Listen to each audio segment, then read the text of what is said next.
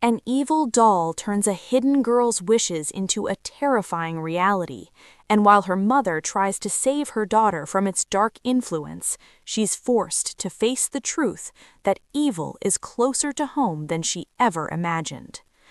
Late at night in Tampa, Florida, a police officer finds a mysterious car parked on the side of a dark, muddy road.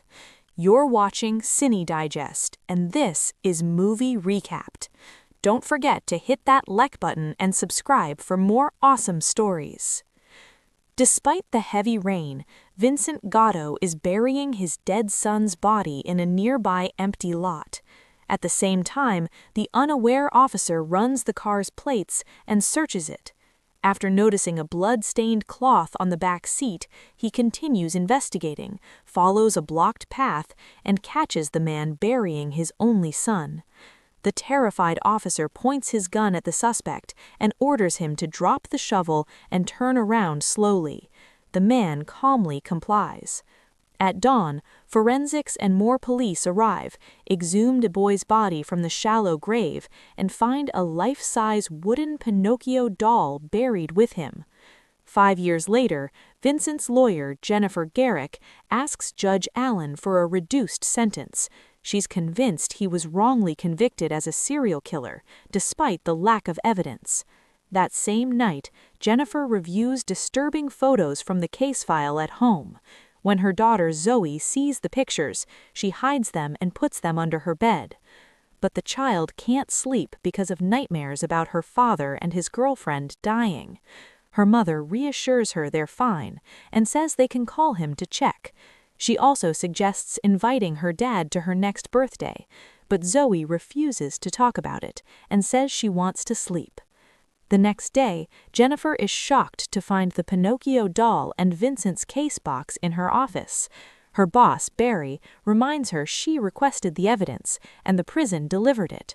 Jennifer remembers requesting the files 3 months ago and worries it might be too late since the court is deciding the defendant's fate tomorrow. Luckily, the judge agrees to reconsider the case for a few days, possibly reducing the sentence to life in prison.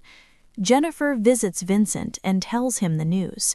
He looks devastated and admits he'd rather be executed than live the rest of his life without his son, whether in prison or outside. When Jennifer says she doesn't believe he killed the other children, he immediately confesses to the crimes. Still, she's unconvinced and asks about the doll buried with the boy. Vincent reveals he made Pinocchio as a birthday gift for his son, and it was his favorite toy. His fatherly love makes her realize he isn't responsible for the other murders. Jennifer believes he knows the real killer and stayed silent to protect them.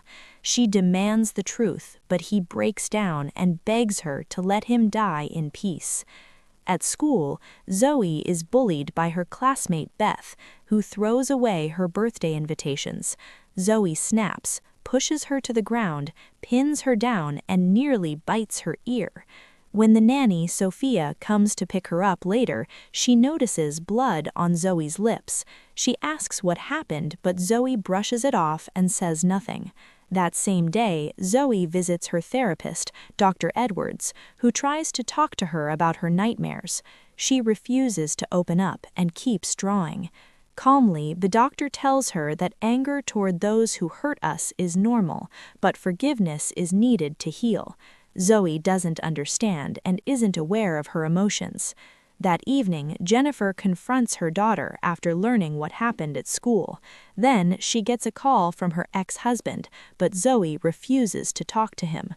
Jennifer gets angry and grounds her from TV and after-school play for 2 weeks. The child storms off to her room. Sophia follows her, comforts her, and explains that her mom is under a lot of work stress. In court, Judge Allen refuses to overturn Vincent's original sentence. When the execution is carried out, Jennifer watches helplessly from the observation room. Later, she visits a local church and talks to a priest about her struggles. Since leaving the firm and becoming a public defender, she's had more time for Zoe. But her daughter is suffering from violent nightmares, and the therapist believes they're caused by repressed anger. Barry finds Jennifer back at the office and tells her not to be so hard on herself. She still can't understand how her client could kill his son, but Barry reminds her that evil comes in many forms. Jennifer insists Vincent was protecting someone else and took the blame. She looks at the creepy doll one last time and leaves. Jennifer spends the whole day driving around buying supplies for Zoe's birthday. Suddenly, Pinocchio appears in the back seat, but she doesn't notice. When she gets home, she tries to help with the preparations despite being exhausted. Her boyfriend David suggests she rest while he and the nanny handle things. She agrees, gets ready, and comes back just in time for the piñata game. Everything goes fine until she sees Zoe taking pictures next to the wooden doll. Jennifer is shocked, thinking she left the doll at the office. David assumes it was a gift and explains that Zoe saw it before it was wrapped. After the party, David stays over with Jennifer by the fireplace.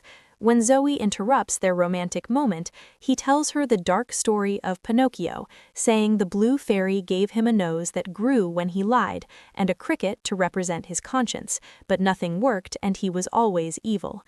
Later, Jennifer tucks her daughter into bed and tells her that her dad called and wished her a happy birthday, reminding her that he loves her.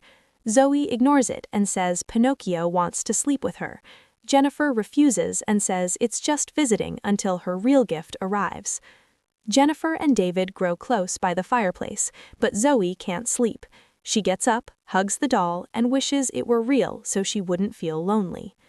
The next day, Sophia sees Pinocchio on Zoe's bed after her shower. She reaches for it, but Zoe suddenly appears and yells at her not to touch it. In therapy, Zoe admits she's afraid her mom's boyfriend will take her away and she'll be left alone. That evening, Jennifer brings Zoe's late birthday gift and says they need to return the doll because it isn't theirs. Zoe explodes, saying she already lost her dad once and doesn't want to lose Pinocchio too. Alone, she asks the doll if he'll leave her. When he doesn't respond, she nods and says he told her no. After she falls asleep, she hears footsteps and sees the doll standing beside her. It looks like they're talking, and she agrees to let him sleep with her that night. In the morning, Jennifer discovers Zoe took Pinocchio to school and finds her original toy broken and hidden under the bed. At school, Beth and her friends throw the doll over a fence. Zoe finds it near a garden rake and starts to worry. When Beth rides by on her bike, the rake trips her and she falls in front of a bus, but she survives. Zoe then appears holding the doll and runs off. Jennifer thinks Barry put the doll in her car, but he's confused. Later, Dr. Edwards calls her and advises her not to take the doll away from her daughter. At home, Jennifer confronts Zoe, and the child says Pinocchio was protecting her. One night, David is with Zoe and hears her talking to herself. In her imagination, Pinocchio tells her they need to keep their secret and that he can get rid of David. Later, David falls down the stairs, gets badly injured, and is taken to the hospital. Zoe hears the doll's voice in her head and denies that he hurt David. Zoe tries to give him a conscience and catches a cricket, but later she finds it dead.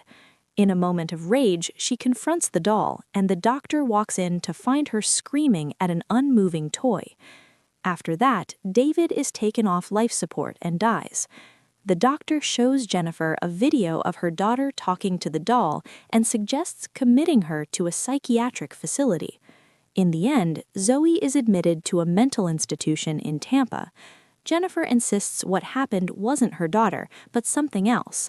The doctor questions her claim, but Jennifer hugs her daughter and promises she'll get her out no matter what. And that's the end of today's movie. Don't forget to like, share, and subscribe to Cinedigest for more amazing stories with Movie Recapped.